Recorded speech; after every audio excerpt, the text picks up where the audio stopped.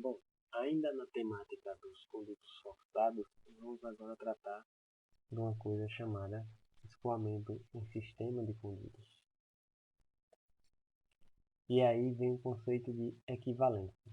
Vocês viram no caso de perda de carga singular que o conceito de equivalência está intrinsecamente ligado ao conceito da promoção da mesma perda de carga sobre os mesmos condicionantes. Quer dizer, se você, naquela ocasião, se a gente tinha um conduto que sob a mesma vazão, o mesmo material de conduto, produziria a mesma perda de carga que uma determinada peça, né, a mesma perda de carga singular na peça seria numericamente igual à perda de carga contínua no conduto, a gente dizia naquela ocasião que o conduto era equivalente àquela peça, tá?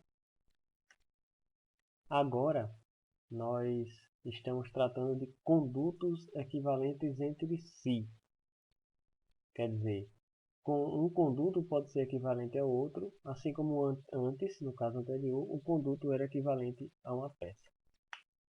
Então, um conduto é equivalente a outro quando transporta a mesma vazão sob a mesma perda de carga. E aí, claro, você pode ter um conduto de diâmetro diferente, material diferente a outro, de modo que o conduto de maior tamanho, com maior comprimento L, pode produzir a mesma perda de carga de um conduto, sei lá, com L sobre 2. Isso por quê? Porque você pode alterar aí para compensar esse efeito da diminuição de L, o material ou o diâmetro, por exemplo, tá? Sobre a mesma vazão. E os dois produzirem a mesma perda de carga contínua, de modo que os dois serão chamados de equivalentes. Bom, mas aí existem dois casos práticos, né, de equivalência, que são os casos de condutos em série e condutos em paralelo. Tá? Para efeito de cálculo, a gente costuma substituir esses condutos em série ou condutos em paralelo em um conduto só, simples, para resolver o nosso problema, equivalente ao sistema em série ou em paralelo. Tá? Daqui a pouco a gente vê como é que isso é feito. Bom, mas aí condutos em série, o que são condutos em série?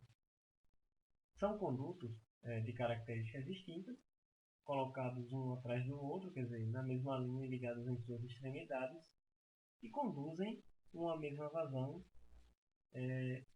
mas que a perda de carga total é a soma parcial das perdas, quer dizer, a perda de carga total é a soma das perdas em cada parte, em cada pedaço de conduto com características distintas.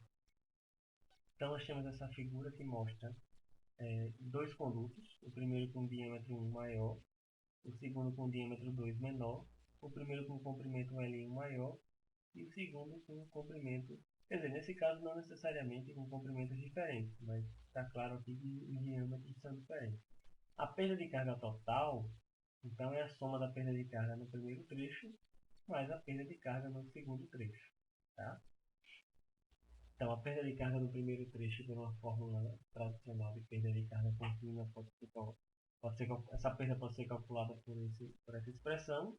Nós temos aí o material do primeiro trecho, o comprimento, a vazão é igual, né? A vazão que está passando aqui do início ao fim de todo o conduto, e o diâmetro do primeiro trecho. Assim também você tem o segundo trecho, com suas características.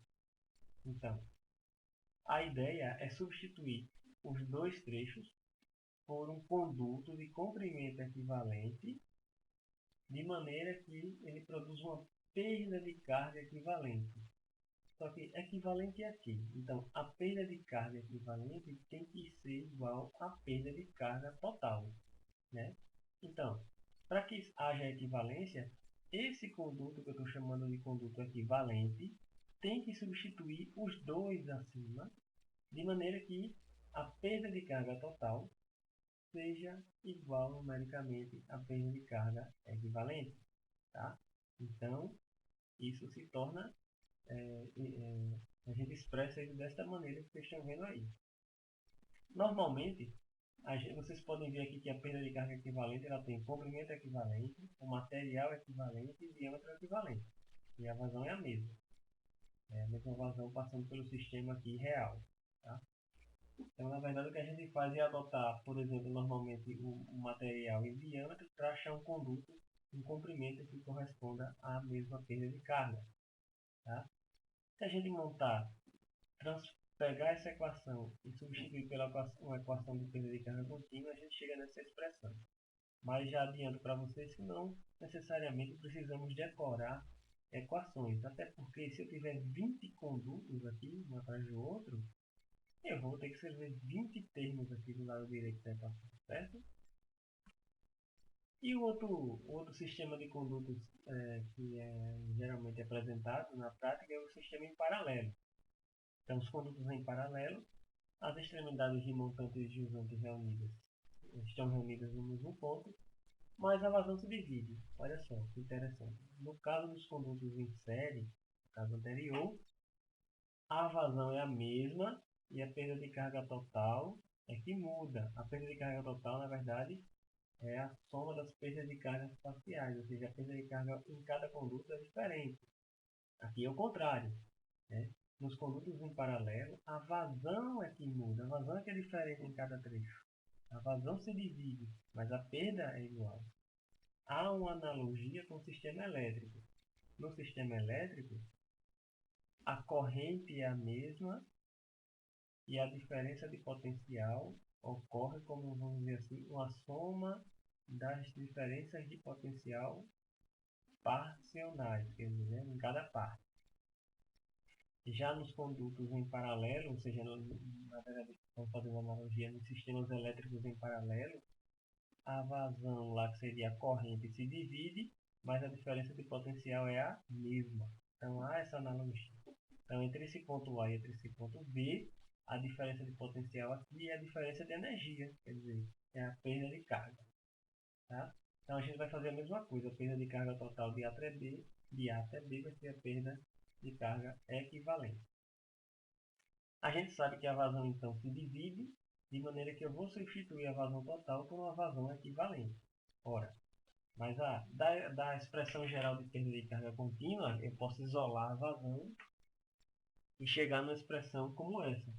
Onde, por exemplo, para a equação universal, aqui seria 1 sobre 2, ou seja, raiz quadrada.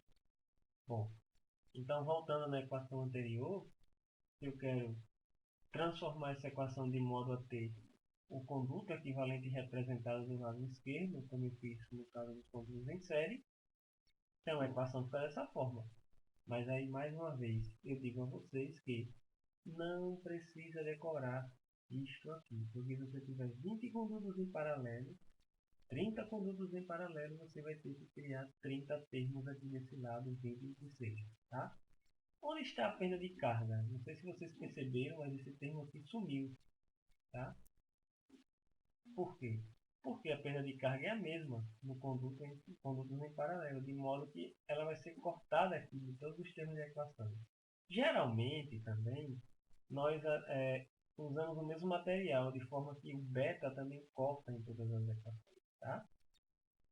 Então, e as perdas de carga singulares ou localizadas? Elas podem ser incorporadas nesse raciocínio através do conceito de comprimentos virtuais, tá? Vistos em videoaulas anteriores. Bom, aí, qual é o efeito de eu colocar, por exemplo, um trecho em paralelo? Tá? Para que serve estudar trecho em série em paralelo? O trecho em série, qualquer aplicação como essa que a gente está vendo aí, de um conduto simples, você pode dividir o conduto em várias partes, você pode ter condutos de diâmetros diferentes em série, condutos de materiais diferentes, enfim. Mas, e os condutos em paralelo? Ó, por exemplo, nesse sistema simples aí de um conduto ligando dois reservatórios, a gente viu que a gente pode tratar da seguinte forma, né? Tem uma linha piezométrica que liga as duas superfícies livres. Se você pegar dois trechos, um trecho na verdade com duas seções A e B, você tem aí os componentes, né, da equação de Bernoulli, as cotas, né, e as cargas piezométricas, e você tem uma vazão ali passando do reservatório A1 para o reservatório 2. Existe um fenômeno muito interessante que quando você coloca um conduto em paralelo, você na verdade altera a vazão passando no sistema como um todo. Quer dizer, a vazão que passa no conduto, no sistema agora que liga o reservatório 1 ao reservatório 2, não é mais a mesma vazão que passava antes quando existia só o conduto simples ou conduto azul. Tá? Imagine, por exemplo, que o conduto azul seja um conduto projetado aí na década de 70, e nós estamos hoje em 2014, e ainda existe lá o mesmo conduto. Esse conduto envelheceu, né? No mínimo, aumentou a rugosidade, e aí diminuiu a vazão. A companhia de distribuição de água achou mais interessante. Ao invés de quebrar uma rua, vamos dizer, para tirar essa parte azul entre os pontos A e B, achou mais interessante, mais econômico talvez, instalar em paralelo, ou na mesma rua, na rua de trás, vamos dizer assim, né? Um conduto novo, em paralelo ao conduto anterior, de maneira que tenta restaurar a vazão de início de projeto. Então essa vazão que é azul, hoje já não é a mesma vazão de 30 anos atrás, né? Mas quando eu coloco o conduto em paralelo vermelho, a vazão passa do sistema como um todo, passa a ser maior, passa a ser Q', de maneira que Q' é maior que Q, tá? Então, a colocação de um conduto em paralelo num determinado trecho da tubulação, ela faz com que a perda de carga unitária diminua aqui, ó, nesse trecho, mas para compensar, ela aumente no trecho anterior e posterior, de forma que a vazão aumenta, tá? Então, terminando a videoaula 12, coloquem uma coisa na cabeça de vocês. Os condutos em série, a vazão é a mesma, as perdas é que mudam, são diferentes. Ao contrário, os condutos em paralelo, a vazão não é a mesma, ou seja, o que é a mesma é a perda de carga entre os dois trechos de interesse, e a vazão se divide, tá? Obrigado e vamos adiante.